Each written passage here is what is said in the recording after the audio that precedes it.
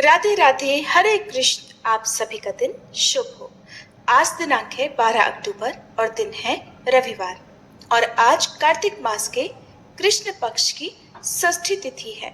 षष्ठी तिथि आज दोपहर 2:16 पर समाप्त होगी और बाद में सप्तमी तिथि प्रारंभ हो जाएगी। आज आप सुनेंगे कार्तिक मास महात्म्य का छठे दिन का अध्याय। उससे पहले आपको कार्तिक स्नान की कथाएं सुनाते हैं और कथा के अंत में आप सीता नितनेम की कथा भी जरूर सुनिएगा।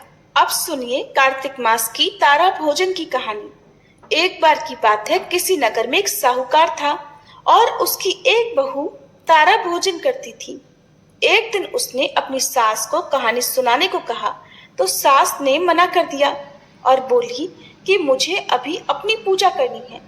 उसने फिर अपनी जेठानी से कहा कि दीदी आप मेरी कहानी सुन लो।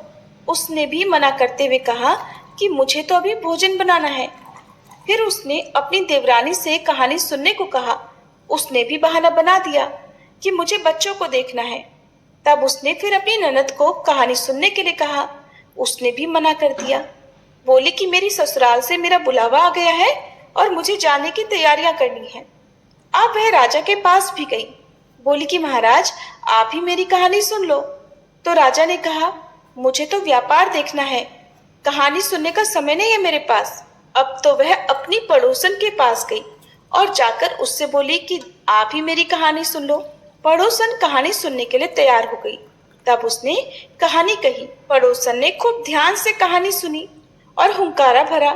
इस तरह पूरा कार्तिक मास बीत गया और फिर भगवान विमान लेकर आए। जब बहू विमान में बैठकर जाने लगी तो सास दौड़ी दौड़ी आई और बोली मैं भी तेरे साथ चलूंगी। तो वह बोली माँ जी आप अपनी पूजा पाठ करो। जिठानी आई तो बोली मुझको भी लेकर चलो। बहू बोली आपको तो भोजन बनाना है, आप जाकर भोजन बनाओ। देवरानी दौड़ी दौड़ी आई, बोली मैं चलूं। बहू बोली नहीं, आपको तो अपने बच्चों की देखभाल करनी है, तुम भला कैसे चलोगी। ननद आई, बोली भाभी मैं चलूं। उसने कहा दीदी आपको तो ससुराल जाने की तैयारी करनी है। अब दौड़े दौड़े राजा भी आए, बोले मैं चलूं। वह बोली नहीं, आपको तो कारोबार संभालना है, आपके पास तो समय ही नहीं है चलने का, आप भला कैसे चलोगे। पड़ोसन ने सुना तो वो भी आई, बोली बहन मैं चलूं। तब वह बोली हाँ बहन तुम चलो मेरे साथ, क्योंकि तुमने पूरा कार्तिक मेरी कहानी सुनी है। तब वे दोनों विमान में बैठकर स्वर्ग को जाने लगी। रास्ते में बहू को अभिमान हो गया कि मैंने कहानी कही, व्रत किया, लेकिन पड़ोसन ने तो केवल कहानी सुनी, मेरे कारण इसे स्वर्ग मिला। इधर उसके मन में अभिमान हुआ और उधर भगवान के दूतों ने उसे बीच रास्ते में ही छोड़ दिया। और जब वे पड़ोसन को लेकर स्वर्गलोक पहुंचे तो भगवान बोले कि क्या इसी ने तारा भोजन किया है। तब भगवान के दूतों ने बताया नहीं प्रभु, इसने तो केवल कहानी सुनकर हुंकारा भरा था, लेकिन जिसने तारा भोजन करके व्रत की कहानी कही थी उसे तो अभिमान हो गया था, इसलिए हम उसे बीच रास्ते में ही छोड़ आए। भगवान बोले कि नहीं नहीं, उसे वापस लेकर आओ। तब जब वे बहू को वापस लेकर आए तब बहू ने 7 बार क्षमा याचना की और इस प्रकार भगवान ने उसे क्षमा कर दिया और स्वर्ग लोक में स्थान दे दिया। इस कहानी को कहने सुनने और हुंकारा भरने के बाद कहना चाहिए, हे कार्तिक के ठाकुर राई दामोदर, जैसे आपने बहू और उसकी पड़ोसन को स्वर्ग दिया वैसे ही हम सबको भी देना। सभी प्रेम से बोलिए कार्तिक मास की जय। अब सुनिए कार्तिक मास में सुनी जाने वाली कीड़ी नगरी की कहानी। एक गांव में एक बुढ़िया माई रहती थी। उसके 2 बेटे तथा बहू थी। बुढ़िया माई भगवान श्री हरि विष्णु की परम भक्त थी। अपना जीवन दान धर्म पुण्य कार्य कर्मों में लगाती थी, परंतु बुढ़िया माई कभी भी मंदिर और सत्संग में या तीर्थ स्थानों पर नहीं जाती थी।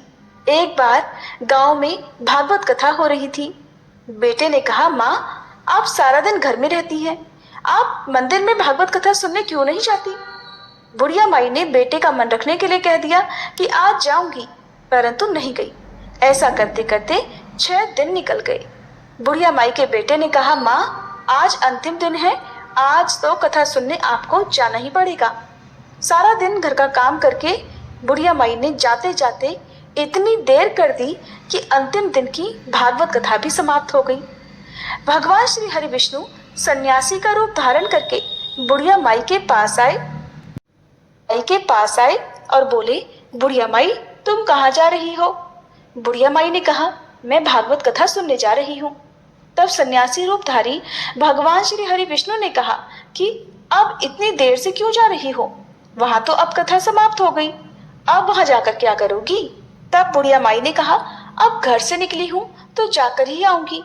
तब सन्यासी रूपधारी भगवान श्री हरि विष्णु ने कहा कि अब कथा समाप्त हो गई, भक्त लोग भी अपने अपने घर चले गए, अब तुम वहां से क्या लाओगी? तो बुढ़िया माई बोली, कुछ नहीं तो मैं वहां से एक ईंट ही उठा लाऊंगी। तो सन्यासी रूपधारी भगवान श्री हरि विष्णु बोले, तुम वहां से मिट्टी की ईंट लाओगी, उसके बदले मैं तुम्हें एक सोने की ईंट दे देता हूँ। बुढ़िया माई ने ईंट ले ली और घर की तरफ चल पड़ी और विचार करने लगी कि यदि ये ईंट मैं लेकर जाऊंगी तो बेटे बहू झगड़ने लगेंगे, इसलिए घर के आंगन में ही बाहर बुढ़िया माई ने वह ईंट जमीन में गाड़ दी। परंतु अब बुढ़िया माई का ध्यान उस ईंट पर ही रहने लगा। खाने पीने, घर के काम करने में सदैव बुढ़िया माई अपना ध्यान सोने की ईंट पर ही लगाए रखती। बेटे बहू ने पूछा, माँ, पूरे दिन घर के आंगन में क्या करती रहती हो? तो बुढ़िया माई ने कहा, मैं तो आने जाने वालों को देखती रहती हूँ। और एक दिन बुढ़िया माई मर गई। यमराज के दूत बुढ़िया माई को लेने आए और बुढ़िया माई को लेकर धर्मराज जी के पास पहुंचे और धर्मराज जी को सारी बात बतलाई। धर्मराज जी ने बुढ़िया माई को कुतिया की योनि दे दी। अब बुढ़िया माई उसी पेड़ के नीचे बैठी रहती। बुढ़िया माई की बहू ने कहा, इस कुतिया को यहाँ से भगाओ, नहीं तो ये बच्चों को काट खाएगी। तो उसके बेटे ने उसकी पीठ पर एक लकड़ी मारी और बुढ़िया माई मर गई। फिर उसे सांप की योनि मिली। आंगन में सांप को देखकर बेटे बहू ने किसी को काट न जाए इसी डर से मार दिया। फिर बुढ़िया माई मरकर धर्मराज जी के पास पहुंची। बुढ़िया माई कीड़ी का रूप धारण करके अब उस आंगन में कीड़ी नगरा बना लिया। आंगन में कीड़ी नगरा हो गया। घर वाले बहुत परेशान हुए। घर वाले भोजन भी नहीं बना पा रहे थे। फिर मन ही मन भगवान का ध्यान करने लगे। तब भगवान श्री हरि विष्णु सन्यासी का रूप धारण करके आए और बोले कि कुछ खाने को दे दो। तो घर वालों ने कहा, महाराज, हमारे खाने को तो कुछ भी नहीं बनाया, क्योंकि हमारे घर में कीड़ी नगरा हो गया है, आप ही इसका कोई उपाय बताइए।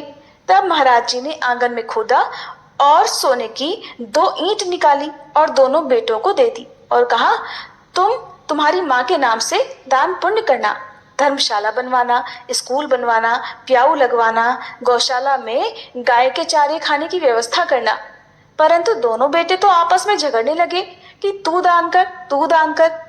किसी ने बुढ़िया माई के नाम से कोई दान नहीं किया और कीड़ी नगरा वहां उसी स्वरूप में स्थापित रहा। कुछ दिन बाद सन्यासी वापस आए और बुढ़िया माई के बेटों ने भगवान स्वरूप धारी सन्यासी महाराज जी से कहा, हमारे घर की हालत तो वैसी की वैसी है, कीड़ी नगरा तो वैसे का वैसा ही है। तब साधु रूपधारी सन्यासी महाराज ने कहा, वह सोने की ईंट के टुकड़े लाओ और उन्हें बेचकर उनसे जो भी धन मिले उसे तुम्हारी माँ के नाम से दान पुण्य करो। इस कीड़ी नगरा पर शक्कर और आटा डालो, तुम ऐसा करोगे तो तुम्हारी माँ को मोक्ष प्राप्ति होगी। और उनके घर से फिर इस प्रकार कीड़ी नगरा चला गया। जो व्यक्ति सुबह आटा और शक्कर कीड़ी नगरे पर डालता है वह सदैव धनवान, पुत्र संपन्न, सुख शांति से जीवन यापन करता है। उसके घर में कभी कोई कष्ट नहीं आता। उसका जीवन सदा सर्वदा आनंद से व्यतीत होता है। उसके परिवारजन उसे अत्यधिक स्नेह प्रदान करते हैं।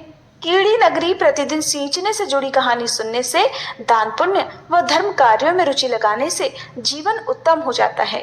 प्रेम से बोलो विष्णु भगवान की जय। अब सुनिए